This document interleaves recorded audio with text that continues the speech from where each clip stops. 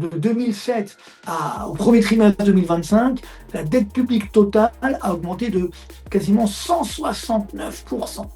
Alors que sur la même période, le PIB en valeur, encore une fois, ça veut dire la richesse qu'on crée en France, augmentée de l'inflation, a augmenté de moins de 57%. Donc du simple au triple. Ce qui est prévu pour le secteur tech américain, c'est 20,3% de croissance de bénéfices quand même. Donc c'est énorme. Donc ça aussi, ça porte aussi les marchés. Et c'est ce qui est positif pour les marchés américains. Eh bien, ce webinaire, le webinaire du troisième trimestre, hein, puisqu'on vient de démarrer ce troisième trimestre. Comme à chaque fois, je suis avec Marc Toiti. Salut Marc.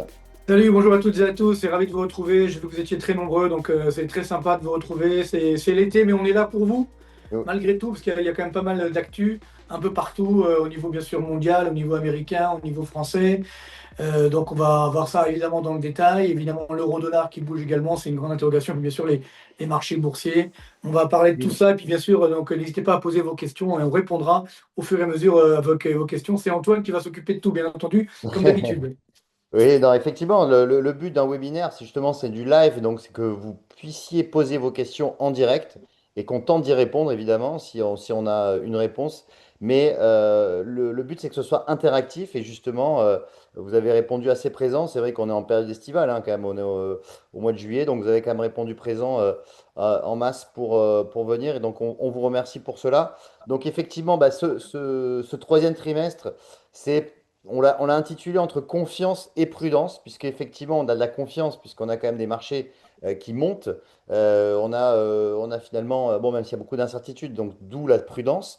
Mais en termes de marché financier, on est plutôt confiant. Et plutôt en termes d'économie, on est plutôt prudent. Et c'est là, on va y revenir avec toi, Marc. Mais effectivement, ce troisième trimestre s'annonce mouvementé, volatile, comme les trimestres précédents.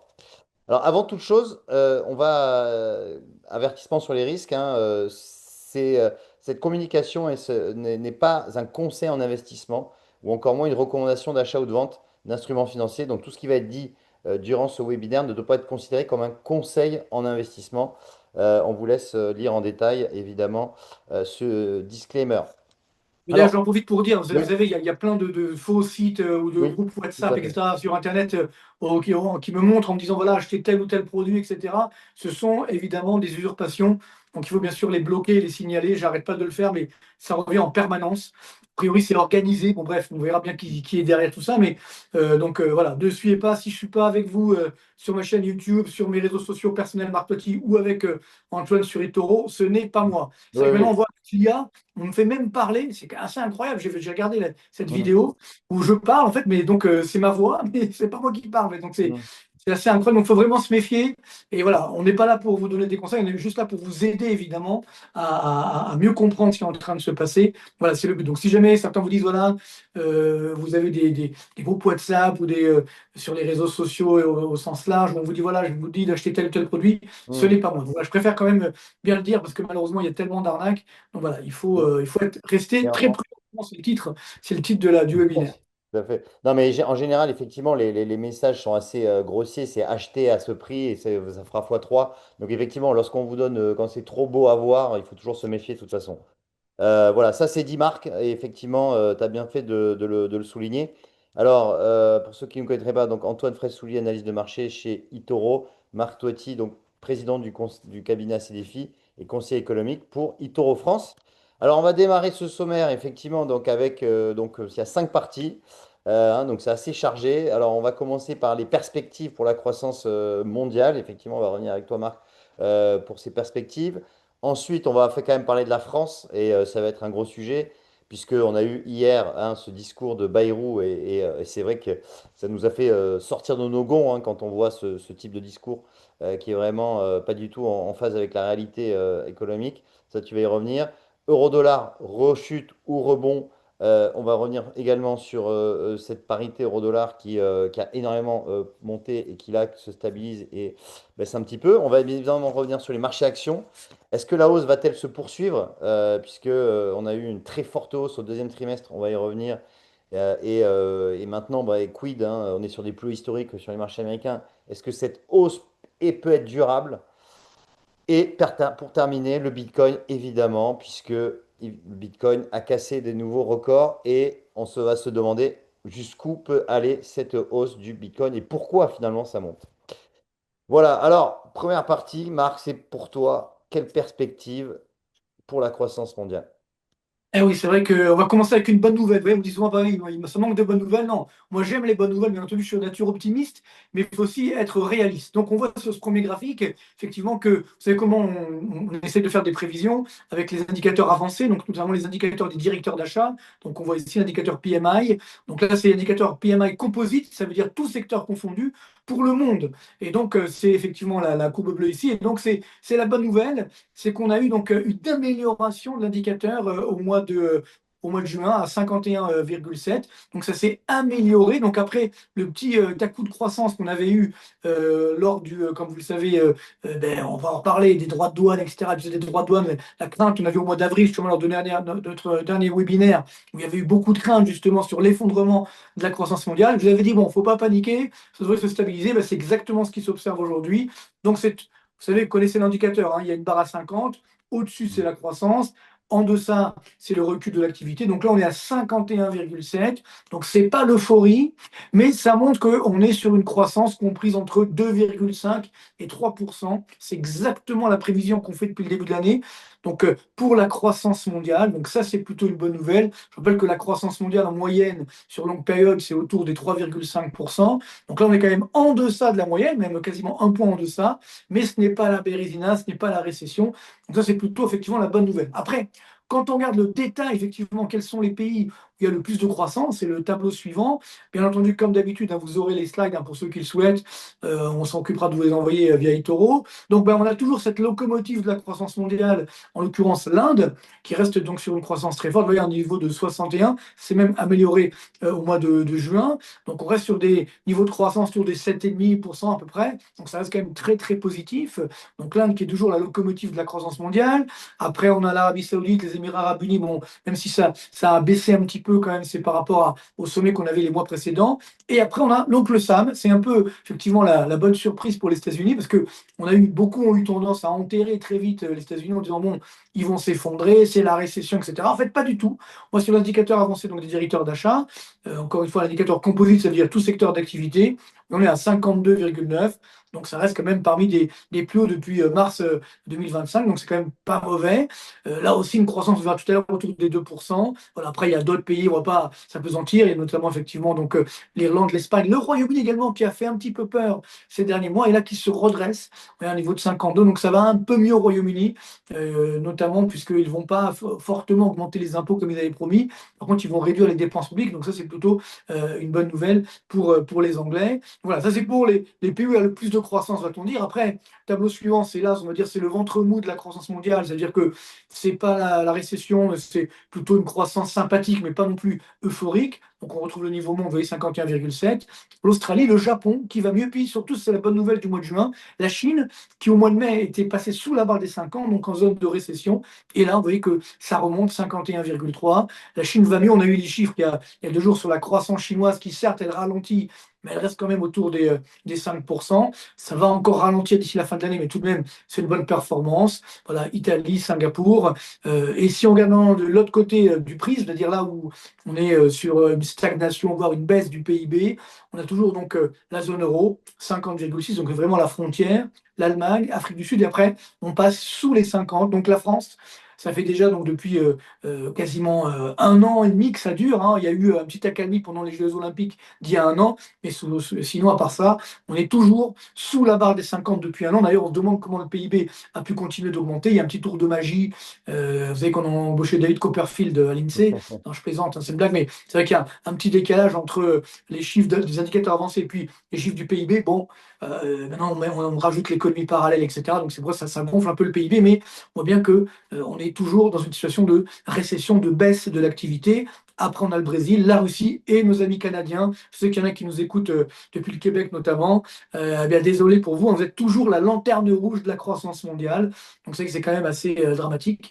L'économie canadienne qui n'y arrive pas à démarrer. Il y a évidemment le problème des droits de douane avec les États-Unis. Ils commencent maintenant à baisser les chines, à courber les chines, hein, malheureusement pour eux, sachant que 80% des exportations canadiennes vont vers les États-Unis. Donc ils sont obligés de s'entendre.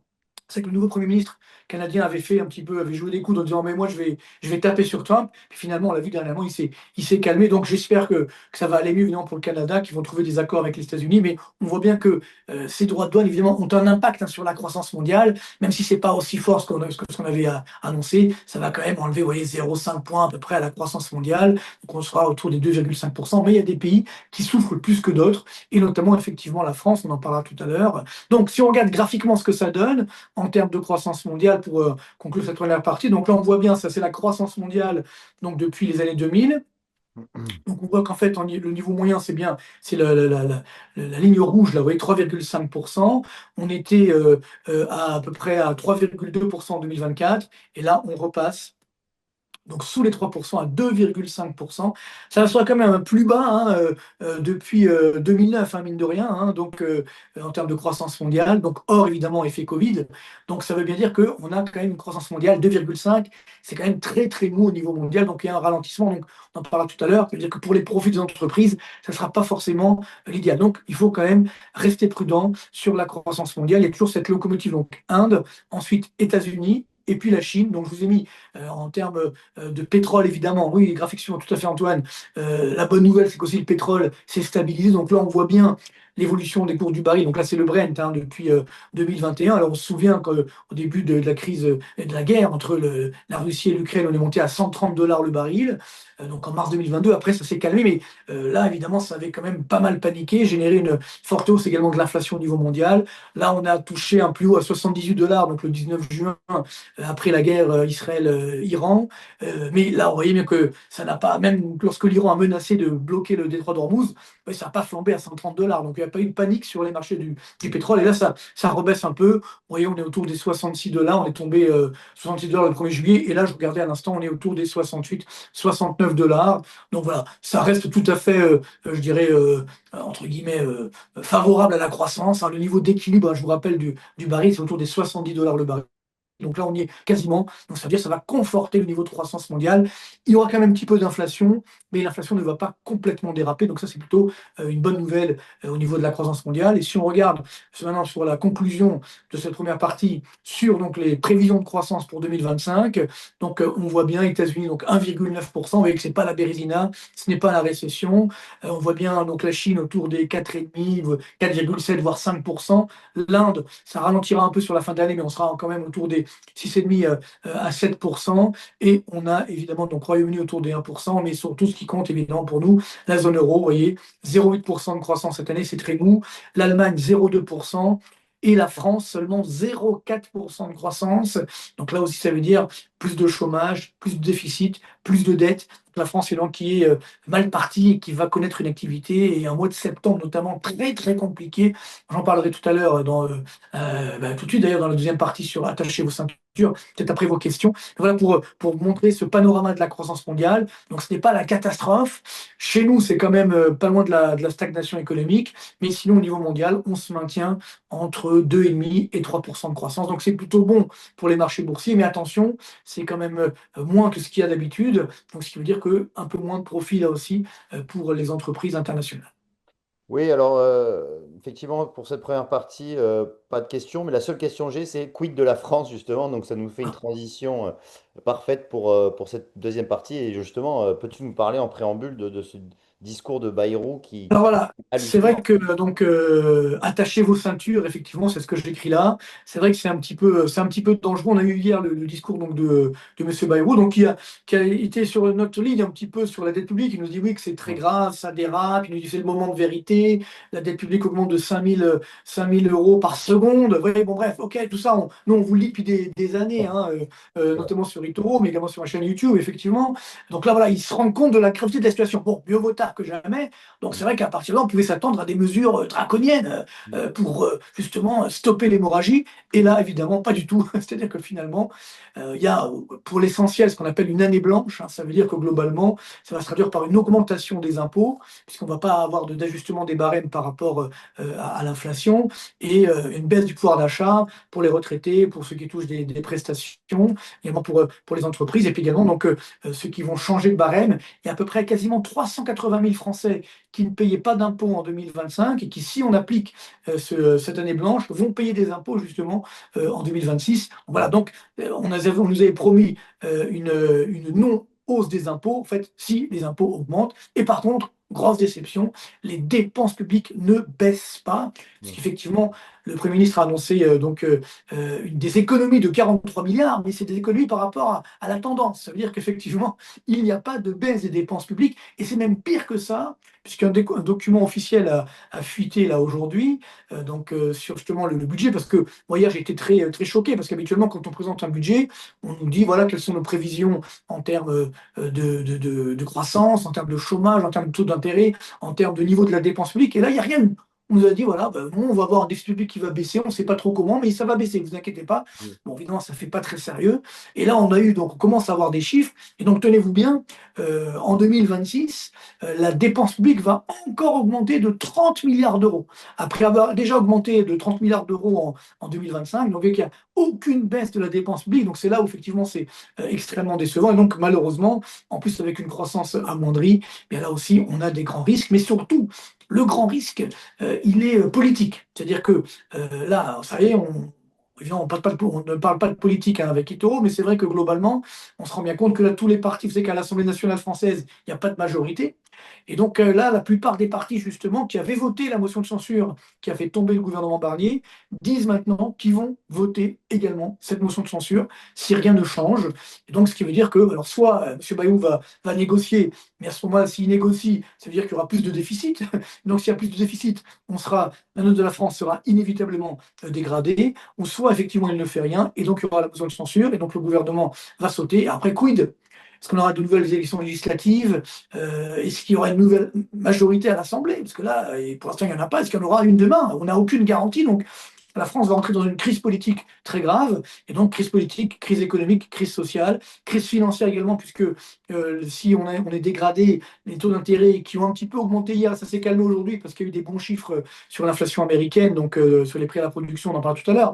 Toujours est-il que globalement, ça a permis de limiter les dégâts, mais les taux d'intérêt, évidemment, vont augmenter. Et surtout, hein, on le verra un petit peu tout à l'heure, les taux d'intérêt français sont supérieurs à quasiment tous les taux d'intérêt des pays de la zone euro, et notamment à l'Italie, sur la dette à 5 ans. Donc ça, évidemment, ça fait mal. Alors pourquoi un tel dérapage? C'est ce qu'on voit sur ce graphique. Donc ce chiffre assez incroyable, le nouveau dérapage de la dette publique. Alors on en avait parlé évidemment dans nos podcasts hein, tous les 15 jours, mais c'est vrai que ce chiffre, hein, quasiment 3 346 milliards d'euros de dette publique, une augmentation donc vous voyez de 958, on va dire 960 pour arrondir, 960 milliards d'euros depuis 2020, quasiment 1090 milliards depuis 2017, bon, des chiffres complètement stratosphériques. Vous voyez, c'est ce que je dis, je ne sais pas si tu te souviens, pour les plus anciens, ça me fait penser aux tyroliens. Tu vois, il y avait un jeu quand j'étais jeune à la télé qui s'appelait Le Juste Prix, je crois. Donc il y avait un tyrolien comme ça qui montait, puis hop, à la fin il tombait. C'est exactement ce qui est en train de se produire. Là, ça monte, jusqu'où? On verra bien. Le problème, c'est le graphique suivant, c'est que malgré cette hausse de la dette publique, eh bien, le PIB augmente de moins en moins vite. Regardez bien ces chiffres de la fin 2019 au premier trimestre 2025, dette publique plus 958 milliards, PIB en valeur, ça veut dire augmenter de l'inflation, plus 500 milliards. Vous voyez, il manque quasiment 460 milliards d'euros qui ont été gaspillés, parce qu'effectivement, ils ne sont pas dans la croissance. Ils ont été utilisés pour autre chose. Donc c'est quand même dramatique, c'est extrêmement dangereux et c'est ça qui peut nous faire mal. Je rappelle que la France est le seul pays hein, à déraper aujourd'hui autant sur sa dette publique. On le voit sur le graphique suivant, où effectivement, on se rend compte qu'on a un dérapage hein, de ces comptes publics et de la dette publique. Antoine, si tu veux passer au graphique suivant, Oui. ça Euh, fonctionne? le déficit, là, je suis sur la dette Voilà, celui-là, publique. tout à fait. Mm. Dette publique, exactement. Donc là, c'est sur plus longue période. Regardez ce chiffre assez incroyable où on voit que donc, de 2007 au premier trimestre 2025, la dette publique totale a augmenté de quasiment 169%. alors que sur la même période, le PIB en valeur, encore une fois, ça veut dire la richesse qu'on crée en France, augmentée de l'inflation, a augmenté de moins de 57%. Donc du simple au triple. C'est ça qui ne colle plus. Donc quand effectivement hier, M. Bayrou annonce oui, c'est pas bien la dette publique, ok, mais quelles sont les mesures qu'on va prendre pour inverser la situation? Aucune. Donc c'est ça qui est le drame. Et si on voit ce qui se passe dans d'autres pays, par exemple en Allemagne, on voit ce graphique suivant, le même graphique, mais en Allemagne, regardez bien, dette publique plus 66%. Vous voyez, il y a 100 points d'écart d'augmentation de la dette publique entre la France et l'Allemagne. Donc, on a complètement dérapé. Mais surtout, l'important, c'est également la courbe bleue. C'est que là, le PIB en valeur, il a augmenté de quasiment 75%. Donc, vous voyez, dans ces cas-là, la dette, elle est soutenable. C'est-à-dire que le PIB augmente plus que la dette. Donc, ça peut s'accepter, ça peut se digérer. Alors que nous, évidemment, non seulement la dette explose, mais elle augmente donc de quasiment 100 points de plus que le PIB. Donc, fois 3, encore une fois, ce n'est pas sérieux. Comme je dis souvent, bon, là, j'ai pas mis mon t-shirt, tu sais, j'ai sorti un t-shirt. France, ce n'est pas sérieux. Donc là, évidemment, c'est dramatique, hein, disons-le. Et hier, M. Bayrou a annoncé qu'il allait réduire le déficit et la dette. Donc moi, j'attendais un miracle, parce qu'évidemment, il y a beaucoup de pays de la zone euro qui ont fortement baissé leur dette. Vous savez de combien il veut baisser la dette par rapport à aujourd'hui? Là, actuellement, il nous dit qu'on va monter à 117 l'année prochaine par rapport au PIB de dette publique, donc 117,8 exactement, mais qui va baisser à 117,2. Waouh, Ah, rendez compte la baisse en mm. 2029. Hein. Ah oui, en Ah, mais- 2029. non, Ouais. mais, non, mais franchement, non, mais c'est pas Ils savent très sérieux. bien que la dette va augmenter tous les ans, finalement. Ben voilà, exactement. Donc, mais encore une fois, c'est en cela que les agences de notation ne font pas leur boulot. Oui, tout à fait. Franchement, c'est pas pour être méchant, mais on ne mérite plus notre double A moins, on mérite un simple A dans le meilleur des cas. Vous vous rendez compte? Mais non, ben, Alors, on dit, voilà, on maintient, on sauve la France. alors Mais ce qui... justement, Marc, petite question, Oui, je te coupe par rapport à ça. vas-y, vas-y. Question assez intéressante de Nicolas qui dit pourquoi la France n'est pas mise sous tutelle dès septembre après la censure du gouvernement Bayrou? Ben, ça peut être le cas, hein, ça peut être le Ouais. cas. C'est-à-dire qu'effectivement, je ne sais pas si vous avez suivi, mais il y a ces dernières semaines, moi, il y a quelques mois déjà, j'avais dit qu'il y avait ce risque que le FMI arrive à Paris. Oui. Et on me disait, mais non, vous êtes complotiste, etc. C'est pas le cas, ça sera jamais le cas. Et là, la ministre des Comptes publics, donc Amélie de Montchalin, donc qui est ministre quand même, hein, elle-même l'a dit. Elle a dit, si ça continue comme ça, eh bien, le FMI va arriver à Paris, il va nous imposer des mesures à prendre. C'est Ouais. quand même assez incroyable. Donc, si la ministre des Comptes publics dit ça, c'est que le FMI, il a déjà pris ses billets, vous voyez ce que je veux dire, pour Paris. C'est-à-dire que Ouais. donc les hommes en noir, ils ont déjà pris leurs billets, comme on dit, hein, donc pour arriver à Paris. Donc c'est quand même très dangereux. Donc oui, en fait, tout va dépendre de effectivement cette motion de censure et surtout si derrière on a, parce que si admettons on a des élections législatives et qu'on a un gouvernement qui arrive au pouvoir et qui dit voilà, moi je vais réduire vraiment la dette publique, je vais réduire les dépenses publiques, etc. Là, ça peut passer. Mais si c'est pas le cas, évidemment, alors là oui, tôt ou tard, ça arrivera, c'est Oui, inévitable, voilà. malheureusement.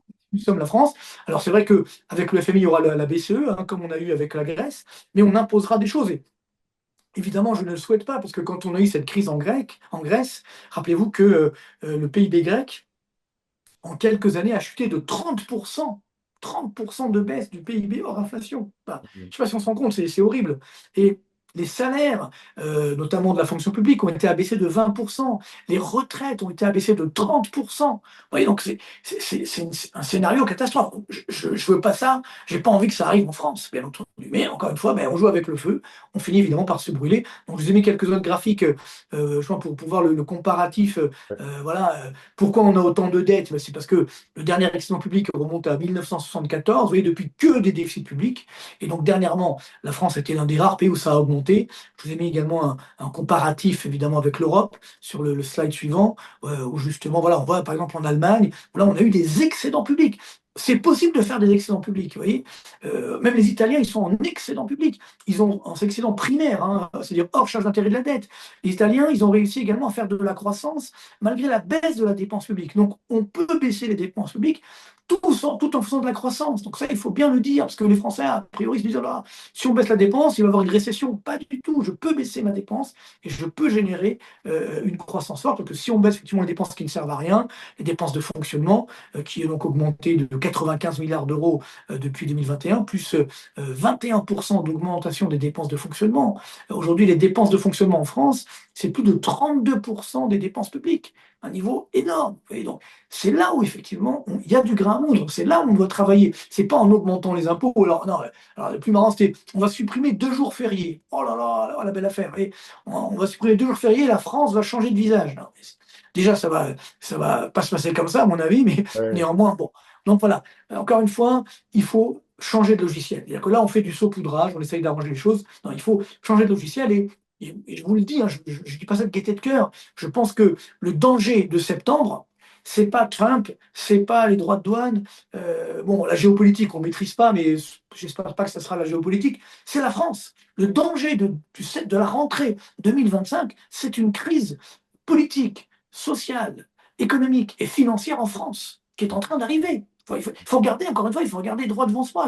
J'ai même mis mes lunettes aujourd'hui exprès, justement, pour encore mieux la voir.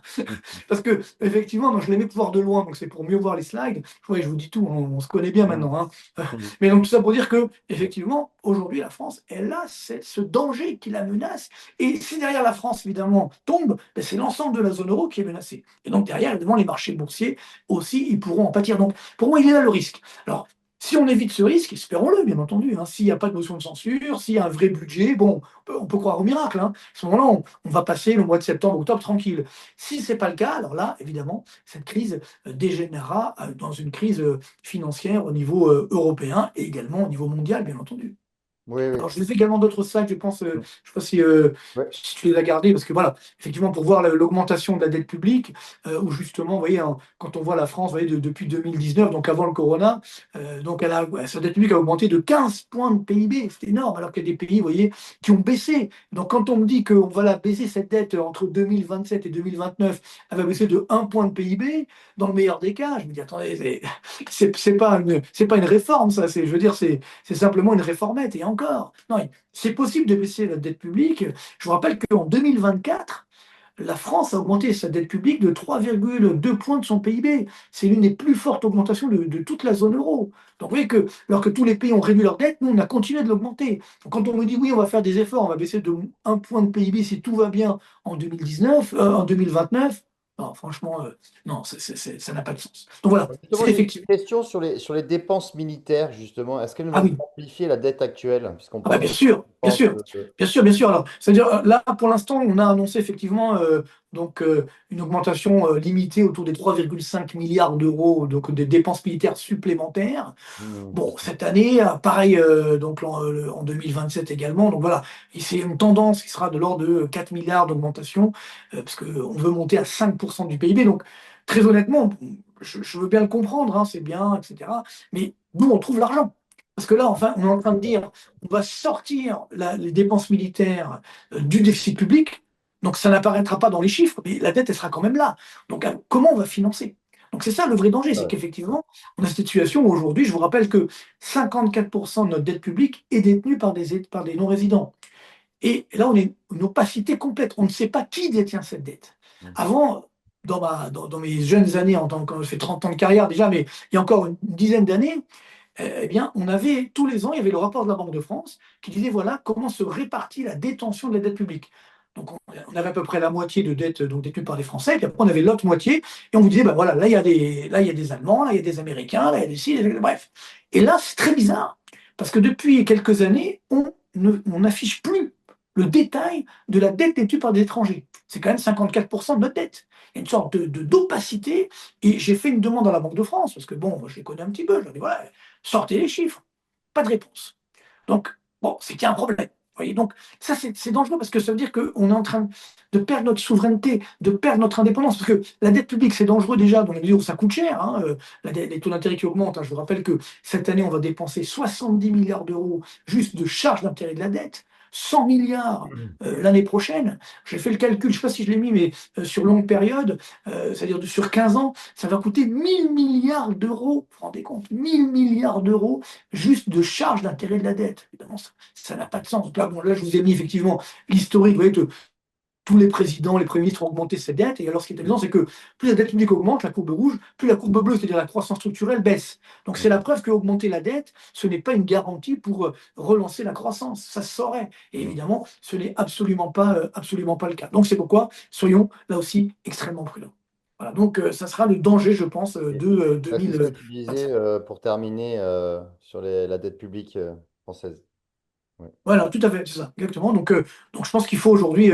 Voilà, alors oui, je termine donc par rapport effectivement à cette charge d'intérêt de la dette, c'est-à-dire que globalement, il faut savoir que aujourd'hui, qu'est-ce qui se passe? La charge d'intérêt de la dette, c'est à peu près 2,5% de notre PIB. Tu te rends compte? Ouais. 2,5% du PIB chaque année, juste de charge d'intérêt de la dette. Donc C'est jeté par les fenêtres. caché, ça ne C'est sert à énorme. rien. Donc, si tu veux, c'est de la mathématique simple. Quand tu as 2,5% de charge d'intérêt de la dette, et que tu as une croissance de, on va dire, 0,4, avec l'inflation, on va peut-être monter à 1,5. Allez, OK. Donc, ça Mhm. colle pas. C'est-à-dire que même si tu prends 100% de ta croissance, tu finances pas les intérêts de la dette. C'est-à-dire que juste pour financer les intérêts de la dette, tu dois encore t'endetter. Tu vois, et donc c'est ça qui Ouais. appauvrit le pays. Tu vois, je vous ai fait quelques petits graphiques. Bon, je ne vais pas tous les commenter, mais vous les aurez. Mais juste regardez, la dette publique par habitant, aujourd'hui, c'est quasiment 49 000 euros. Attends, juste le slide Ouais, d'avant. pardon. 49 000 euros, tu vois, c'est la Mhm. deuxième ligne. Ça veut dire 140% d'augmentation depuis 2007. Et si tu Ouais. regardes la dernière ligne, le PIB par habitant, tu vois, ça a augmenté de 41%. 100 points d'écart. Ouais, Tu ouais, comprends le problème, c'est-à-dire que si tu augmentes ta dette et que tu as une richesse plus forte, il n'y a pas de problème, ça continue, ça passe, la dette est soutenable. Mais là, donc, il faut changer de logiciel, ce que malheureusement ne veulent pas faire nos dirigeants. Et je comprends aussi M. Bayrou, il n'a pas de majorité à l'Assemblée, donc ça va être compliqué. Et donc, voilà, la sanction, sur le graphique suivant, on le voit, ça va être évidemment les taux d'intérêt. Donc là, c'est vrai qu'hier, on est monté à 3,41%. Là, ça s'est calmé un petit peu, on est autour des 3,40, grâce aux taux d'intérêt américains qui ont baissé. Mais néanmoins, voilà, on est quand même sur des niveaux extrêmement élevés et ça va bien sûr continuer pour les prochains mois, donc restez extrêmement prudent. Oui, effectivement, ça va se poursuivre. Et alors justement, ça va nous permettre d'enchaîner sur la troisième partie. Il y a Justement, des questions, sinon, non, il n'y a pas de questions là en chat sur oui, alors les questions, je les ai posées Ah, pendant au fur et à mesure. ouais, au fur et à mesure. D'accord, non, c'était pour que je boive un Ouais, petit verre d'eau en ouais, attendant. ouais, fais une petite pause, Marc, parce qu'effectivement, il y a eu beaucoup de choses à dire. Non, après, j'avais une question sur le fait, est-ce que des grandes décisions politiques vont être prises avant la fin de mandat de Macron? Mais je pense que tu y as répondu sur le fait que non, puisqu'il n'y a pas de majorité au Eh, gouvernement. voilà, enfin, Il en va y fait, avoir je des pense grandes que là, décisions. on est bloqué, c'est-à-dire on arrive clairement à une situation de blocage. Donc, s'il y a une autre motion de censure qui est validée donc, à la rentrée, à ce moment-là, c'est-à-dire que le gouvernement Bayrou saute. Donc, ce que va faire Macron, soit il fait un autre gouvernement qui ne tiendra pas la route, certainement, ou alors il fait d'autres élections législatives. Et là, on verra qui, déjà, s'il y a une majorité, et ensuite, quelle majorité, avec quel programme. Tu vois. C'est clair que si tu as une majorité qui dit on va augmenter les impôts et on va augmenter les dépenses publiques, ça ne va pas passer. Tu vois ce que je veux Hmm. dire? Et donc voilà, il faudra rester très très vigilant. Donc voilà, mais on sera là pour vous accompagner. Mais c'est Ouais. clair que voilà, en septembre, il risque d'avoir, ça va être très très chahuté sur la dette publique française et donc la dette publique de la zone euro et donc bien sûr par ricochet sur l'ensemble des marchés boursiers, Ouais, bien ouais, entendu. donc méfiance hein, à la rentrée du mois de septembre. Alors justement, pour cette troisième partie sur l'euro-dollar, j'avais une question effectivement sur cet euro-dollar. Et c'est une question sur donc de Elena qui nous dit, pourriez-vous nous expliquer le rebond spectaculaire de l'euro par rapport aux autres devises comme le dollar américain ou le franc suisse? Tout à fait. Alors justement, c'est ce que j'ai prévu Ouais. d'évoquer avec vous. Maintenant, on voit sur le graphique suivant. C'est vrai que c'est assez incroyable, puisqu'on était donc, rappelez-vous, hein, en début d'année, on était à 1,02 dollars pour un euro, Ouais, tout à fait. évidemment. Donc c'était évidemment donc, cette baisse de l'euro, le dollar fort. Et puis évidemment, Trump a pris le pouvoir, hein, comme c'était prévu, puisqu'il a gagné les élections en novembre. Et puis surtout, il a lancé des effets d'annonce incroyables en nous disant qu'il voulait un dollar faible. Donc évidemment, les marchés se sont engouffrés dans la brèche. Et donc c'est ce qui explique cette flambée, je dirais, de l'euro et cette baisse du dollar. Parce que dans le même temps, ça qui est particulier, c'est qu'on a eu une baisse des taux d'intérêt de la Banque Centrale Européenne, hein. On voit sur ce graphique, c'est-à-dire que la Réserve fédérale, c'est la courbe rouge, a maintenu son taux objectif des Federal Funds à 4,50. Elle avait un petit peu baissé l'année dernière, mais là, elle a maintenu à 4,50, donc elle n'a pas bougé parce qu'il y avait quand même une croissance sympathique, un peu d'inflation. Alors que nous, vous voyez, on a abaissé le taux RFI à 2,15%. Donc normalement, quand la devise est moins bien rémunérée, elle doit se déprécier. Là, c'est exactement l'inverse qui s'est passé. Vous voyez, on a un spread de taux de plus de 200 points de base à l'avantage du dollar. Et pourtant, le dollar, effectivement, a baissé. Tout ça parce qu'il y a eu ces effets d'annonce de Trump. Et donc, c'est vrai qu'habituellement, hein, quand on fait des prévisions sur le dollar ou sur l'euro-dollar, on regarde les écarts de taux d'intérêt, les écarts de croissance. Et en fait, non, ce sont les déclarations de Donald Trump qui font le marché, entre guillemets. Donc, c'est compliqué de faire des prévisions sur, je dirais, les Mm. déclarations de Donald Trump. Mais ce qui est clair, c'est que d'un point de vue économique, la hausse de l'euro par rapport au dollar n'est pas justifiée. On Mm. voit d'ailleurs, ça c'est les taux courts. Si on voit sur les taux longs, ben, c'est exactement. Ah oui, alors oui, élément important, on a eu hier donc l'inflation aux États-Unis qui a donc augmenté, on est remonté à 2,6%, vous voyez, donc au mois de juin. Donc là aussi, ça veut dire que la Réserve fédérale ben, elle va avoir du mal à baisser les taux d'intérêt, puisque elle a un objectif d'inflation de 2%, elle a l'inflation, vous voyez, c'est la courbe bleue. Elle repart à la hausse donc, au mois de juin, donc c'est pas catastrophique, on est toujours à moins de 3%, mais on se rapproche quand même des 3%. Donc ça va être compliqué pour la Réserve fédérale de justifier une nouvelle baisse des taux d'intérêt même si Trump l'exige, mais là aussi, il y a un problème d'indépendance de la Réserve fédérale. On a vu que Jean Paul avait dit qu'il allait peut-être baisser les taux d'intérêt dans les prochains mois, mais avec l'augmentation de l'inflation, ça va être compliqué. Alors là, c'est vrai que tout à l'heure, il y a quelques heures, on a eu les prix à la production qui Mm. ont été meilleurs que prévu. Donc, le glissement annuel des prix à la production a tendance à baisser. Donc, c'est vrai que c'est un indicateur avancé de l'inflation. Ça, c'est plutôt bon signe. Mais est-ce que c'est durable? Donc, il faut quand même rester, là aussi, extrêmement prudent. Et donc, c'est pourquoi les taux d'intérêt américains ne vont pas baisser. C'est-à-dire que chez nous, on va se maintenir autour des 2% de taux monétaire. Par contre, le taux monétaire américain, il ne tombera pas à 2%. Donc, on aura toujours un écart de taux à l'avantage du dollar par rapport à l'euro. Donc, ça veut dire tout de même avantage au dollar. Idem, si on regarde sur les taux longs, hein, donc là, on a des taux américains à 4,50, taux de l'Allemagne à 2,70. Donc, on a quand même là aussi quasiment 200 points de base d'écart sur les taux longs à l'avantage du dollar. Donc, on n'a pas d'intérêt, évidemment, à avoir un dollar aussi faible par rapport à l'euro, donc sauf évidemment le discours de Donald Trump. Et dernier point, les fondamentaux économiques. Vous voyez, là aussi, on a les indicateurs avancés des directeurs d'achat.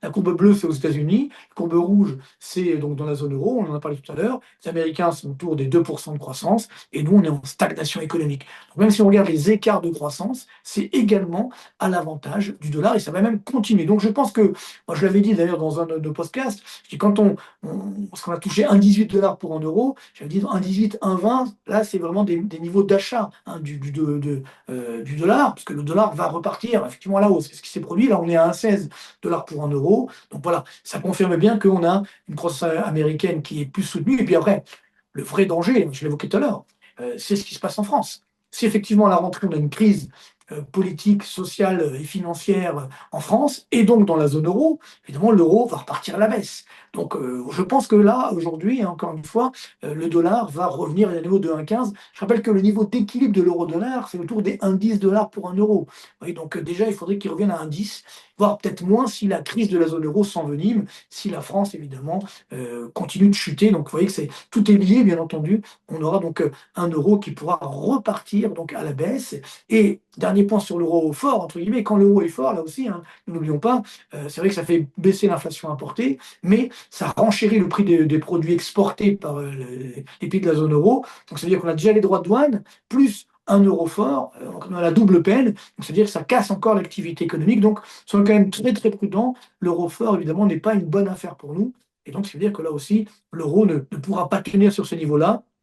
C'est ce qui se passe aujourd'hui. On est à 16 $ pour un euro et je pense qu'on reviendra vers des niveaux de 1,10 assez rapidement et a fortiori si, comme je l'évoque à l'instant, il y a cette crise politique et financière en France et dans la zone euro. Donc voilà, restons prudents là aussi, mais je pense que les forces quand même de rappel seront à la baisse sur l'euro par rapport au dollar. Et donc d'ailleurs, on le voit bien, on est toujours sur les niveaux toujours très élevés de l'or. C'est vrai que l'or avait atteint un sommet donc en clôture à 3 444 $, donc le 15 juin. Là, ça a baissé depuis, bien sûr, il y a eu des prises de bénéfices, mais on reste autour des 3 350 $. Donc ça veut bien dire qu'il y a toujours cette poire pour la soif. Les investisseurs sont quand même inquiets sur l'avenir. Et si effectivement on a une crise politique et économique et financière dans la zone euro, ben là aussi, ça vaut toujours le coup de conserver effectivement de l'or. Dès qu'il baisse sous les 3 300, moi je pense qu'il faut en racheter. On peut remonter très vite vers des niveaux de 3 400, voire 3 500, hein, donc un nouveau record historique pour les prochains mois. Donc à Oui, suivre. effectivement, parce qu'on le voit très bien que l'or est quand même inversement corrélé au marché action. Et lorsque, enfin, si les marchés commencent à baisser, un petit peu à se, à se détendre, on aura très probablement un or qui repartira à la hausse. Et ce qui est intéressant d'ailleurs de souligner, c'est que pendant ce mois de juin, même mai-juin, on a eu des marchés américains qui ont énormément monté, mais un or qui n'a pas baissé. Et donc, Ouais, en fait, on a ouais, eu vraiment cette consolidation. Ça veut dire que les investisseurs restent quand même à l'affût au cas où, justement, ben, on a des marchés qui baissent bien sûr. et l'or est vraiment plébiscité par les banques centrales. Voilà, c'est une source de Bien sûr, non, mais diversification. on le voit bien d'ailleurs sur ce graphique, c'est que en fait, depuis 2022-2023, normalement, c'est vrai, comme tu l'as bien dit, hein, on l'a souvent dit d'ailleurs dans nos podcasts, quand les marchés boursiers montent, normalement l'or baisse et réciproquement, quand les marchés boursiers baissent, l'or monte. Là, on voit qu'on a les deux de concert, c'est quasiment une droite parallèle, donc deux droites parallèles, où finalement on a les marchés boursiers Hmm. qui montent et l'or qui monte. Donc c'est-à-dire que les investisseurs se disent, bon, on est quand même inquiet sur l'avenir, comme les marchés boursiers accordent toujours des dividendes, etc., on achète quand même le marché boursier, mais on garde quand même cette protection, cette valeur refuge qu'est l'or, et donc les deux augmentent de concert. C'est vrai que c'est assez presque anormal comme situation, mais ça dure, hein, ça fait depuis 2023, donc ça fait 2 ans que ça dure. On voit cette augmentation des marchés boursiers, également l'or, mais par contre, si effectivement les marchés boursiers baissent, l'or pourra encore monter, battre de nouveaux records au cours des prochains mois. Tout à fait. Alors, eh bien, écoute, on va passer cette quatrième partie. Là, je n'ai pas de questions sur l'euro dollar. Alors, effectivement, cette quatrième partie, c'est sur les marchés, et notamment les marchés actions, qui ont eh bien, rebondi, et notamment Wall Street, de manière spectaculaire. Parce que je le rappelle, le soir du 2 avril, enfin, c'était exactement le 6 avril, les marchés américains étaient à moins 18%. Il a moins 18% en year-to-date, c'est-à-dire en performance annuelle. Et aujourd'hui, on a des performances entre 7 et plus 7 plus 8%. Donc on a un marché qui a repris quasiment 25% en ligne droite. Voilà, donc on va le voir. Donc classement par classe d'actifs. Donc celui qui gagne, on va le voir, le numéro un sur le premier semestre, c'est l'or qui gagne 25%. Le Bitcoin, qui avait un trou d'air en début d'année sur le BIF, qui gagne plus 16% sur le premier semestre. Les actions des marchés émergents, donc effectivement, on a notamment tiré par la Chine, hein, la Chine qui a connu une très bonne performance au premier semestre, 14,2%. Les actions européennes, quand même, ont surperformé les actions américaines de justesse, plus 6,9%. Les actions américaines, plus 5%, mais avec un deuxième trimestre impressionnant. Les bons du Trésor, plus 3,5%. Et pour terminer, les matières premières, or, évidemment, métaux précieux, hein, on enlève l'or, l'argent, ça. Matières premières plutôt agricoles ont, elles, baissé de 0,7%. Alors, effectivement, Wall Street n'a plus peur. C'est ce que je disais, c'est que, effectivement, donc on a eu un énorme rebond, 26% de hausse depuis les plus bas d'avril, soulagement des investisseurs qui ont écarté le scénario d'un chaos économique et géopolitique lié à la politique de Donald Trump. Il s'appuie donc sur la solidité d'indicateurs macroéconomiques, hein, tu l'as dit, Marc, hein, aux États-Unis, on a des indicateurs macro qui sont quand même solides. Et donc, on anticipe que la Maison-Blanche fasse machine arrière sur les droits de douane. Maintenant, effectivement, on a le taco trade. Alors, le taco trade, c'est le Trump always chickens out. Ça veut dire que, eh bien, même si Trump fait des déclarations fracassantes sur les droits de douane, les investisseurs estiment qu'il va toujours se rétracter comme une poule mouillée, entre guillemets. Donc voilà, c'est le taco trade. Bon, c'est un petit peu un trait d'humour également. Effectivement, on pense que les droits de douane vont se régler de manière plutôt raisonnée, même si là, ça reprend un petit peu. Voilà, le feuilleton des droits de douane se poursuit. Oui, Marc, tu voulais dire une petite Ouais, non, chose? c'est ça, c'est très Oui. important de bien dire quand même, parce que même si Ouais. effectivement, tu as raison, il fait du stop and go, il fait des allers-retours réguliers, tu vois par exemple ce qui se passe en Europe, hein, on n'avait rien, mais après on a eu 10%, maintenant on a 30%, Ouais. même avec la Chine ça a été réduit, mais c'est quand même le seul qui s'attaque à cela. Donc, Mm. alors est-ce que c'est une bonne stratégie? On verra. Le danger, c'est surtout pour l'Europe, c'est-à-dire que aujourd'hui, que fait la Chine par exemple? On a eu les chiffres il y a 3 jours de l'excédent commercial chinois qui a encore battu des records historiques. Mm. Hein, sur 12 mois, on est à quasiment 1200 milliards de dollars d'excédent de la balance commerciale. C'est énorme, évidemment. Et donc, que font les Chinois? Ils voient qu'ils ont plus de mal à vendre aux États-Unis. Ils vendent encore, hein, mais ils ont un peu plus de mal. Ben, ils cherchent d'autres marchés. Donc, quels sont les marchés où il n'y a pas de droit de douane? Ben, c'est les Européens, et notamment la France. Tu vois, la France, on est à quasiment 50 milliards d'euros de déficit bilatéral avec la Chine. Tu vois, Mm. donc, voilà, comme nous, on se laisse faire. Et donc, c'est ça qui est dangereux, c'est que à la fin, il y aura des accords entre les États-Unis et puis la Chine, l'Inde, certainement le Canada. Et puis, le dindon de la farce, comme d'habitude, c'est l'Europe. Parce que nous, évidemment, on veut respecter toutes les règles, etc. On a des phénomènes assez incroyables où, si tu veux, tu vois, aujourd'hui, là, j'ai beaucoup de clients entreprises qui me racontent donc des producteurs français donc, qui ont des normes à respecter, très draconiennes, que n'ont pas à respecter les produits chinois qui arrivent en France. Oui, oui, Donc tout. évidemment, déjà ils sont moins chers, mais en plus ils n'ont pas les mêmes normes. Tu vois, Mm. donc c'est quand même assez dramatique. Donc il faut qu'on se réveille. Et là aussi, évidemment, on se réveille pas. On a vu hier Monsieur Bayrou qui a annoncé ouais, il va taxer les petits colis. Voilà, oh là là, ça va changer le monde, ça. Tu vois.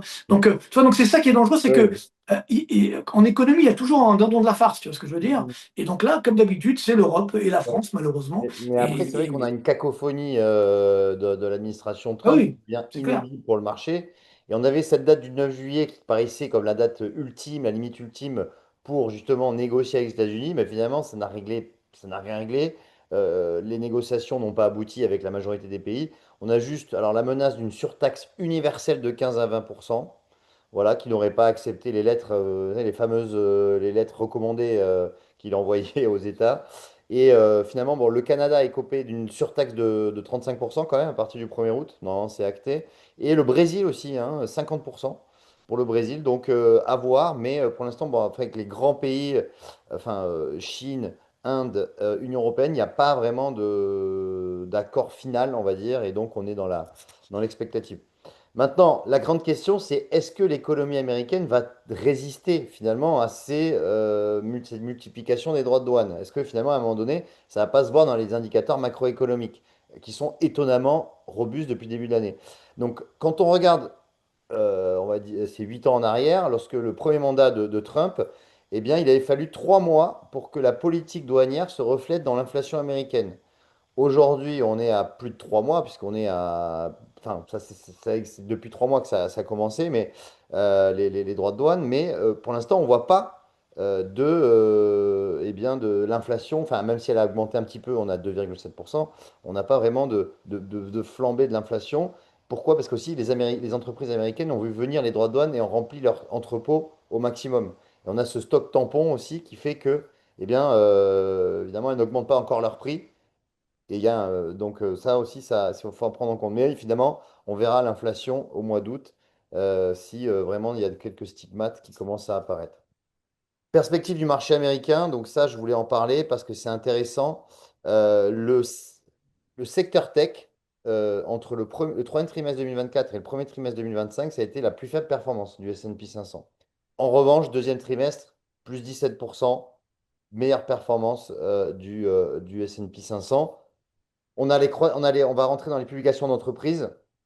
Ce qui est prévu pour le secteur tech américain, c'est 20,3% de croissance de bénéfices quand même. Donc c'est énorme. Donc ça aussi, ça porte aussi les marchés.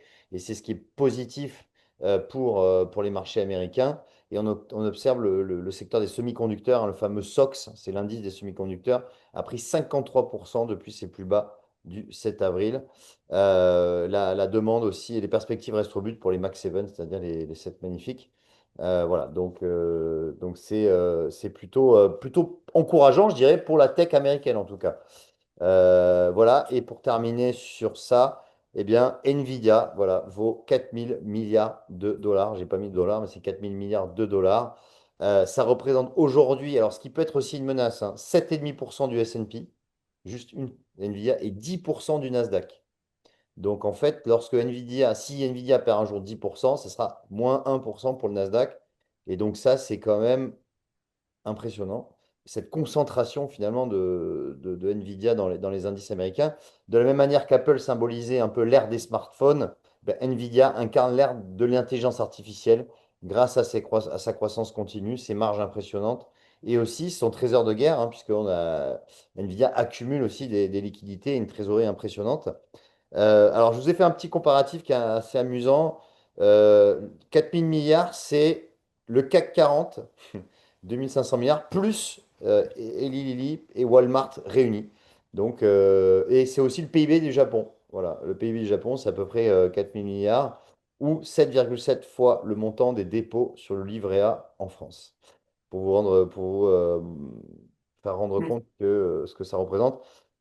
Bravo, bravo, et bravo, c'est vrai que bravo à eux. Et quand on voit effectivement les conférences call du patron d'NVIDIA, bon, il est très cool, etc. Donc, bon, a priori, il y a quand même une culture d'entreprise. Bon, c'est vrai que c'est le nouveau Microsoft, quoi. Voilà, c'est devenu Ouais, incontournable, quoi. ouais, Voilà, donc bravo à eux, tant mieux, ça fait plaisir. Bon, on a toujours de la peine de voir que sur les 30 dernières années, quoi, il y a pas eu un seul Microsoft, Apple, Nvidia européen, ouais, européen. encore Ouais. moins français, tu vois. Oui, Donc heureusement qu'il y a le luxe en France, mais voilà, donc on se dit quand même, c'est triste, et c'est ça qui sauve l'Amérique, qui sauve oui, l'oncle Sam, les États-Unis, c'est oui. qu'ils ont toujours la high-tech qui est là. Ouais, Euh, tout à fait. et c'est ça qui nous fait défaut. C'est ça qui est dramatique, encore une fois. Et donc, on le voit, tu vois, nous, on est en train de se dire, ah, il faut consommer un peu moins d'antibiotiques pour réduire le déficit.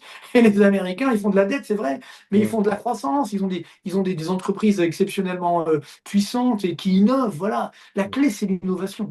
Et donc, Après, ce nous, qui est voilà. intéressant pour les clients eToro, c'est qu'ils peuvent investir sur ce type de société. Chez eToro, vous pouvez investir sur Nvidia, vous pouvez investir sur la tech américaine.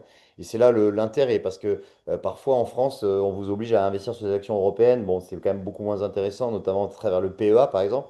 Là, vous pouvez investir sur ce qui est disponible sur eToro, ce que vous souhaitez. Et donc, Nvidia, ça en fait partie. Et donc, ça me fait une transition justement pour la cinquième partie, qui est le Bitcoin, puisque vous pouvez également investir dans le Bitcoin. Et si vous l'avez déjà fait, tant mieux pour vous, puisque vous devrez être gagnant à l'heure actuelle, puisque le Bitcoin, aujourd'hui, vaut 123 000 dollars. Alors, aujourd'hui, à l'instant T, il est plutôt aux alentours des 118 000, parce il a connu un reflux, mais il a fait un plus haut historique à 2 jours. Pour info, hein, on enregistre le 16 juillet, mercredi 16 juillet, le lundi 14 juillet, eh bien, il a coté 123 000 dollars. Alors, plusieurs vents favorables, une hausse de la demande institutionnelle. Et c'est ça qui porte actuellement le Bitcoin. C'est-à-dire que les institutionnels achètent à travers les ETF du Bitcoin aux États-Unis. Je vais vous montrer juste après. L'encours des ETF ne fait que grossir sur les ETF Bitcoin.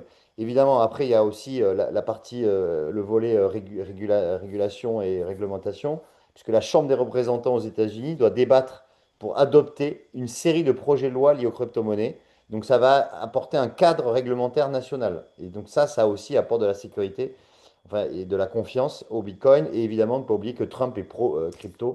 Donc ça aussi, c'est plutôt favorable. Et là, voilà, je voulais terminer par ça sur le Bitcoin, puisque en fait, au début, le Bitcoin, c'était un peu de la hype. Tout le monde, tout le monde en achetait parce que c'était un peu tendance. Bon, on ne savait pas trop ce que c'était. Aujourd'hui, on voit vraiment que ça devient réel, notamment dans l'infrastructure, puisque les États-Unis vont créer une réserve stratégique en Bitcoin, hein. Donc, c'est l'initiative du gouvernement américain.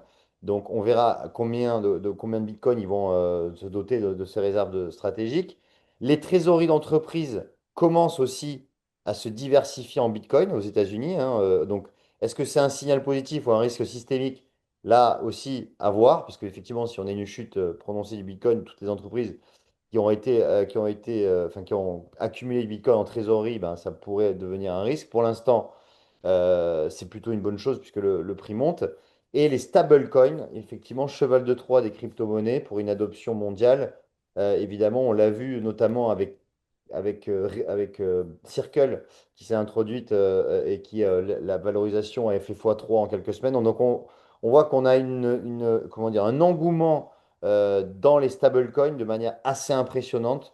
Et donc, du coup, bah, voilà, ça. C'est du concret. Et donc, dans le tableau de droite, vous voyez que le plus gros encours des cryptos, eh bien, c'est les ETF, puisque c'est 146 milliards de dollars d'encours, 146 milliards de dollars d'encours pour les ETF, sachant que le Bitcoin, c'est à peu près 2000 milliards d'encours, hein, quand même, hein. Donc, on est quand même sur quelque chose d'important. Mais le plus gros, le plus gros encours, c'est les ETF. Avant les pays, les entreprises, private company, le mining, etc. Mais que ça pour dire que les institutionnels sont maintenant dedans et du coup, ça engendre cette hausse des prix. Ouais. Voilà. Bravo, bravo, c'est très clair, Antoine. Effectivement, c'est bravo à toute la jeune génération. Ça y est, là, Ouais. on prend un coup de vieux hein, quand on va. Enfin, je parle pour moi, hein. C'est vrai que voilà, on y était au début hein, sur le Bitcoin, on n'y a pas forcément cru malheureusement. Oui, Moi je m'étais dit on va réglementer, ils n'ont pas réglementé. Voilà, maintenant oui, ça devient officiel. Voilà. C'est oui. beau, donc Mm. voilà, bravo à ceux qui sont à l'origine de cela. Et puis espérons que ça sera quand même contrôlé. Après, il y a quand même un problème, c'est que à partir du moment où c'est contrôlé, où il y a des réglementations, ben, on perd un petit peu de l'essence des crypto-monnaies, du Oui, Bitcoin, tout à fait. qui est Mm. d'échapper à la réglementation. Donc comment ils vont s'en sortir? Voilà. On a vu que a priori le créateur estimé du moins du Bitcoin, parce qu'on ne sait pas si c'est lui Oui, ou on ne pas, sait pas qui c'est réellement, ouais. Satoshi. ouais, il commence à bouger, a priori, il commence à bouger, bon, son portefeuille commence à bouger, bon, voilà, Mm. c'est assez particulier ce qui est en train de se Non, mais passer, on après, verra bien. si on suit aussi le cycle du Bitcoin, hein, il y a un cycle aussi de 4 ans, c'est vrai qu'on arrive en fin de cycle, en fin d'année 2025, hein. Donc faites attention, on est peut-être aussi sur la fin de la fulgurance hein, de cette hausse. Donc attention, pour l'instant ça continue à monter, tant mieux pour ceux qui ont du Bitcoin et pour le Bitcoin. Mais attention, en fin d'année, on en reparlera d'ailleurs, hein. Si on voit qu'on va vers 150 000, 160 000. Attention quand même, parce que on dit que les arbres ne montent pas jusqu'au ciel, et ça marche pour tout, hein. Les arbres ne montent pas jusqu'au ciel, ça marche pour tout type d'actifs, tout type Et d'actifs. surtout le couple rendement-risque, hein. N'oubliez pas, quand il y a un rendement très élevé comme là, on le voit, et c'est qu'il y a un risque également très élevé. Donc là, on a l'impression qu'il n'y a plus de risque, et le Hmm. risque est là. Ouais, Alors le comment il risque est va se là. matérialiser, on ne sait pas, mais le risque est là, c'est évident. Donc voyons, voilà, Bon. soyons quand même effectivement prudents. Donc c'est ça, il faut être toujours optimiste, mais également être réaliste. Ça, Alors c'est je pense, justement, la pour clé d'un terminer investisseur. ces 5 minutes, on va prendre les dernières questions, je pense. Marc, si Bien ça te sûr, dit.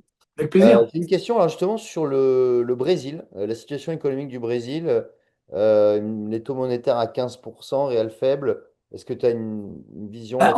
oui, en fait, le Brésil, je pense que bon, c'est le grand échec de Lula, hein, très clairement, hein. Donc, Hmm. il a pas, bon, il a été réélu comme ça, on ne sait pas trop comment, mais surtout, enfin, il est revenu au pouvoir, du moins, mais surtout, le Brésil, malheureusement, n'inspire pas tellement confiance. Et là, on Ouais, voit, tu sais, qu'il y a un grand match entre l'Argentine et le Brésil, pas ouais, seulement au foot, hein, mais également d'un point de vue économique. Et on voit qu'on jetait l'Argentine aux orties il y a encore quelques mois avec Milei. Et finalement, Millet a réussi à sauver l'Argentine et on voit qu'aujourd'hui la croissance revient, l'inflation baisse. Là aussi, Millet a réduit les dépenses publiques et la croissance est revenue. Donc c'est quand même une preuve qu'on peut baisser la dépense publique et générer effectivement de l'activité économique. Je pense que le Brésil, quand même, il inquiète un petit peu pas mal d'investisseurs et surtout les entreprises qui investissent moins. Donc c'est ce qui fait qu'évidemment, tu l'as bien dit, le réel est en train de baisser. Donc quand la devise baisse, là aussi, ça casse la confiance, ça fait de l'inflation importée. Donc voilà. Plus les mesures de Trump aujourd'hui, on voit bien. Donc voilà, le risque brésilien, il a beaucoup augmenté. Je ne sais pas si tu l'as vu tout à l'heure dans un de mes premiers tableaux, justement les Hmm. indicateurs avancés sur la croissance au Brésil. On est en zone de récession. Ouais. Non, le Brésil, malheureusement, je pense qu'il a pris un mauvais tournant. C'est triste pour eux. Je pense que Hmm. ça redémarrera, bien entendu, mais on n'est pas à l'abri d'une vraie crise financière brésilienne, parce que là aussi, il y a quand même des fondamentaux économiques qui ne sont pas très très bons. Donc soyons extrêmement prudents sur le Brésil. Alors, ce qui est fou, c'est qu'en plus, le Brésil aurait dû profiter justement de l'envolée des matières premières, notamment agricoles, dont le Brésil en produit beaucoup. Ça aurait dû doper la croissance, ce qui n'a pas non plus été le cas. Donc ça veut bien dire que, alors est-ce qu'il y a de l'argent qui a disparu un peu comme en France? Est-ce qu'il y a de la corruption? Est-ce que, bon, il y a beaucoup de choses à la fois. En tout cas, c'est sûr que le Brésil, malheureusement, ne rassure plus. Et ça, c'est inquiétant d'un point de vue effectivement économique. Donc, prudence sur le risque Ouais. brésilien. Ça remontera un jour, il y aura peut-être un Milei brésilien bientôt, hein, comme il y aura peut-être un Milei français un jour, parce qu'encore une fois, on a besoin de sérieux. Euh, Promettre voilà, l'augmentation des dépenses publiques et tout va bien se passer. Voilà, on a déjà essayé ça, ça s'appelait l'URSS, on sait bien que ça marche pas. Donc, ceux les présidents, enfin, ou du moins les candidats à la présidentielle pour se faire élire, ils aiment bien dire oui, on va augmenter la dépense publique, on va faire payer les riches, etc. Tout ça, bon, c'est le discours traditionnel, sauf que dans un monde ouvert, ben, les riches s'en vont, évidemment, et puis surtout, augmenter la dépense publique, il faut la financer, et ça fait augmenter les impôts, c'est la classe moyenne qui paye. Et donc, s'il n'y a plus d'entreprises, s'il n'y a plus de classe aisée, etc., ça génère un écroulement de l'économie. C'est exactement ce qui se passe aujourd'hui au Brésil. C'est ce qui peut se passer également en France demain, si jamais on continue d'augmenter les dépenses publiques et on continue de déraper sur le déficit. Enfin, donc, il faut regarder encore une fois les pays où ça marche. Les pays qui fonctionnent bien aujourd'hui, ce sont les pays qui, justement, ont baissé les impôts et ont baissé les dépenses publiques. C'est les pays qui s'en sortent aujourd'hui. Donc, tous les Hmm. pays qui font l'inverse, Hmm. Et voilà, il s'effondre. Et le Brésil, malheureusement, en est un exemple, et la France aussi, malheureusement. Alors justement, ça me fait rebondir sur une question hein, d'Elena qui nous dit, alors c'est assez long, je vais résumer, mais en gros, les États-Unis ont procédé à une nouvelle émission de 25 milliards de dollars de T-bills, 4 à 6 semaines. Donc ça augmente effectivement la dette. Finalement, est-ce que c'est une politique inflationniste? C'est une politique inflationniste. Est-ce qu'il n'y a pas un risque que les États-Unis augmentent leur taux d'intérêt plutôt?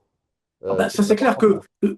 c'est là où le grand risque, pour moi, la grande erreur de Trump jusqu'à présent, bon, il a fait des allers-retours, etc., mais Mm. il n'a pas trop mal mené sa barque, comme on dit. Pour moi, Ouais. il y a juste une erreur qu'il a faite, c'est le dollar. C'est-à-dire que le fait de vouloir faire baisser le dollar, c'est dangereux parce que, effectivement, à court terme, on dit si on fait baisser le dollar, ça rend moins cher les exportations, les Américains exportent plus. OK. Sauf que la force des Américains, c'est justement l'hégémonie du dollar. C'est-à-dire, le dollar, c'est à peu près 50% des transactions dans le monde, alors que le commerce américain, ce n'est que 11% du commerce mondial. Ouais. Donc les 2 tiers du commerce en dollars ne sont pas américains. C'est-à-dire qu'il y a une demande mondiale de dollars qui n'est pas américaine. Pareil sur les réserves de change, à peu près 70% des réserves de change dans le monde sont en dollars. Donc tu as cette demande mondiale de dollars, et si par contre tu as une devise qui baisse, les investisseurs te disent bah, j'achète pas du dollar. Donc là c'est dangereux, c'est un jeu dangereux qui joue Trump. Et moi je pense qu'il est en train de revenir un petit peu justement, d'où la remontée légère ces derniers jours, ces dernières semaines du dollar. C'est plutôt bon signe pour eux. Et effectivement, si jamais le dollar baisse trop, ils seront même obligés de remonter les taux d'intérêt pour attirer effectivement les investisseurs. Donc, il faut être là aussi extrêmement prudent. Ce qui compte sur la dette publique, c'est pas compliqué, c'est la crédibilité. C'est-à-dire que si je m'endette, mais que cette dette génère de la croissance, fait de l'innovation, fait de l'investissement, comme aux États-Unis d'ailleurs, bah, à ce moment-là, ça marche. Donc tu peux t'endetter, le problème n'est pas le niveau de la dette, le problème c'est la soutenabilité. Est-ce que je génère assez d'activité économique au moins pour rembourser les intérêts de la dette? Ce qui est le cas aux États-Unis. Par contre, chez nous en France, ce n'est pas le cas. C'est-à-dire que aujourd'hui, je l'évoquais tout à l'heure, juste pour rembourser les intérêts de la dette, tu dois encore t'endetter. Et malheureusement, on voit que cette dette, elle est utilisée pour colmater les brèches et pour augmenter les dépenses de fonctionnement, mais pas pour faire de l'innovation, pas pour faire de l'investissement. Je ne sais pas si tu as vu, moi j'ai eu beaucoup de peine dernièrement, ça fait 2 mois que l'industrie française, la production industrielle française baisse. Donc là, le niveau de la production industrielle, il est 14% inférieur au niveau de 2008. Alors, on nous avait promis la réindustrialisation, c'était du Mm. pipeau, c'était du marketing. Et tu te rends compte que le niveau de la production industrielle française aujourd'hui, c'est le niveau qu'on avait en 1997. Encore une fois, ce n'est pas sérieux. Donc, si tu fais de la dette, mais que voilà, tu fais de l'investissement, de l'innovation, de l'industrie, t'as des entreprises voilà, qui innovent, qui font des success stories au niveau mondial, il n'y a pas de problème, ta dette. Là, c'est ce qu'essayent de faire les Américains. Et malheureusement, nous, ça ne marche plus. Donc, c'est là où, Mm. effectivement, la dette, c'est comme le cholestérol, si tu veux. Il y a la bonne et la moins bonne et Mm. la mauvaise dette. Mm. Donc, voilà. Est-ce que les Américains vont réussir à maintenir une bonne dette? Bon, l'avenir le dira, mais je pense qu'eux aussi, il faut qu'ils se calment un petit peu. Il ne faut pas Oui, non plus oui, quand qu'ils aient même. Oui, oui. point. Mais comme ils ont de la croissance, eh bien, ça finance cette dette. Et donc, c'est ce qui permet de limiter justement les dégâts. Mm. On prend une dernière question, Marc. Allez, bien sûr, avec plaisir. C'est intéressant, c'est sur le luxe, les perspectives du marché du luxe et sur LVMH notamment. Si tu as... Alors bon, c'est sûr que sur le luxe, globalement, bon, on a aujourd'hui un marché qui est en train de bouger, hein, parce qu'on avait évidemment cette grosse demande en provenance de Chine. Les Chinois aujourd'hui ralentissent un petit peu la voilure, il y a moins de demande intérieure, il y a eu beaucoup justement de richesses chinoises qui se délitent un peu, le niveau de pouvoir d'achat n'augmente pas fortement. Il y a également un secteur du luxe qui s'est créé en Chine, donc du luxe chinois, donc qui concurrence quand même le luxe européen, donc prudence également.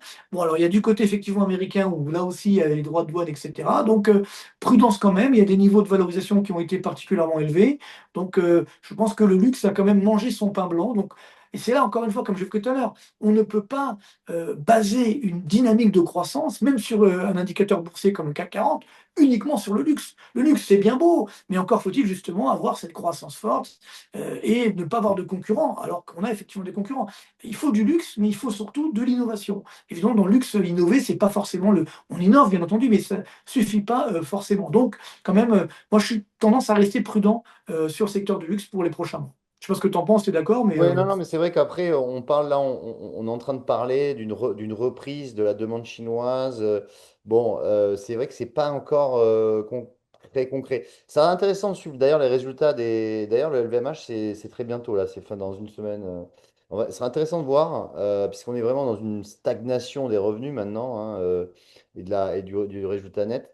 Donc, est-ce qu'il y a vraiment ce redémarrage en Chine ou pas? Parce qu'on a vu qu'il y avait une récente hausse, hein, enfin un rebond, on va dire, parce que c'est plus pas en hausse, hein. LVMH est en baisse de 25% depuis le début de l'année, quand même, l'action.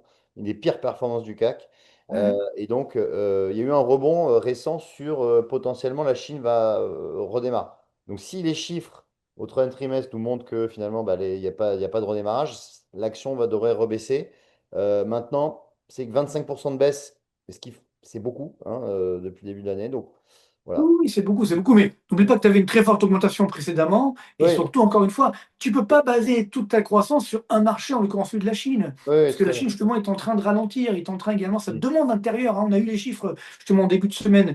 Qu'est-ce qui tient la Chine aujourd'hui? C'est justement ses exportations et la production industrielle. Par Ouais, contre, les ventes au détail, elles ont tendance à très fortement ok. ralentir. Donc, tu vois, c'est ça qu'il faut bien comprendre, c'est que quand tu as une croissance au niveau mondial de 2,5%, tu dis oui, c'est pas mal, sauf que mécaniquement, tu as moins de demandes pour le luxe. Pareil Mm, en Chine, quand tu as une croissance de 4,5 ou 5, ben, c'est pas 7. Donc ça veut dire que là aussi, tu as moins de demandes pour le secteur du luxe. Donc mm, voilà, le problème, c'est que le secteur du luxe s'est habitué justement à une croissance mondiale de 3,5, une croissance chinoise de 7, ce qui n'est pas forcément le cas aujourd'hui.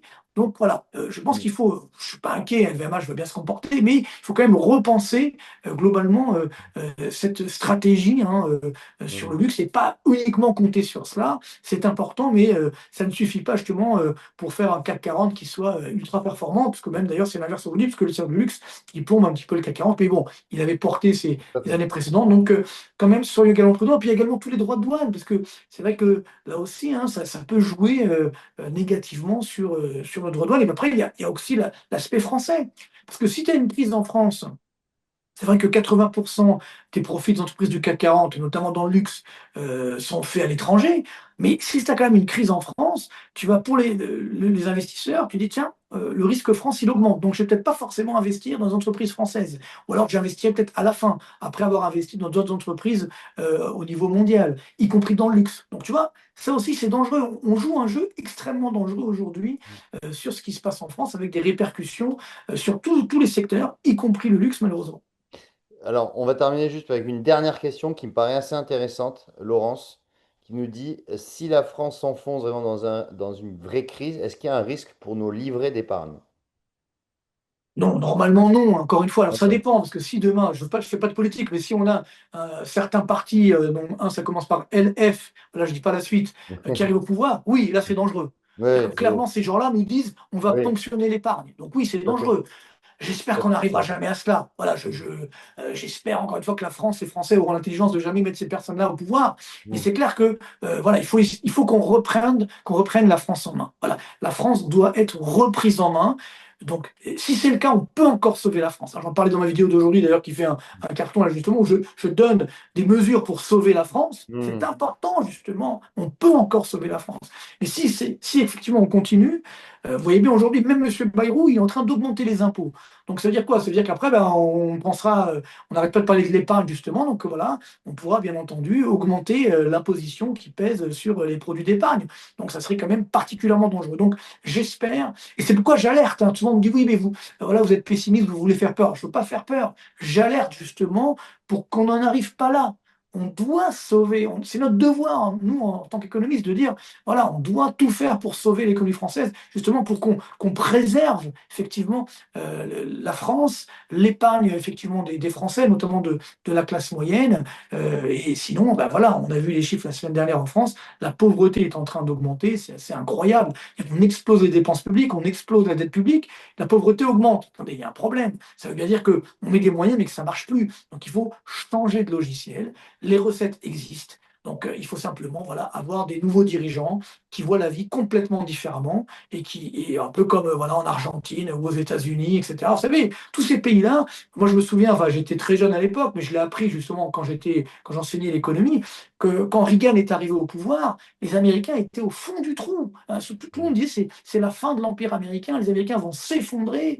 Et finalement, ben, Reagan a sauvé l'Amérique, alors qu'il était perçu comme à l'époque, voilà, on dit c'est un acteur de série B, il va rien faire, voilà. Nous, en France, c'est l'inverse. On a toujours des gens, soi-disant, très intelligents qui prennent le pouvoir, et malheureusement, plus ils sont intelligents, plus ils plombent la France. Donc voilà. Donc il faut sortir de cela. Pour l'instant, votre épargne n'est pas menacée, mais si jamais ça devient le cas, je vous le dirai, bien entendu. Mais il faut quand même rester prudent et rester vigilant, hein. C'était le titre d'ailleurs du webinaire, hein. Il faut garder effectivement la confiance, mais également la prudence. Oui, tout à fait. Tout à fait. Bon, mais merci, merci Marc, merci à vous. Bien, merci à vous toutes et Euh, tous d'être aussi nombreux et pour vos questions. Donc, on Mm. restera avec vous, je pense, pour vous aider. Ouais, ouais, tout à fait. Merci, vous avez été assez actif. C'était actif, réactif, donc super. Merci. On vous dit eh bien, à très bientôt pour nouveaux À podcasts très ou bientôt et webinaires. bonnes vacances à ceux qui Et bonnes partent. Et vacances voilà, bel surtout, parce été que à c'est tout le vrai qu'on est monde. en juillet là. Et, Ouais, et n'oubliez pas, carpe diem, hein, parce que vu la rentrée de septembre qui s'annonce, carpe diem. Il faut profiter de ouais. l'instant présent.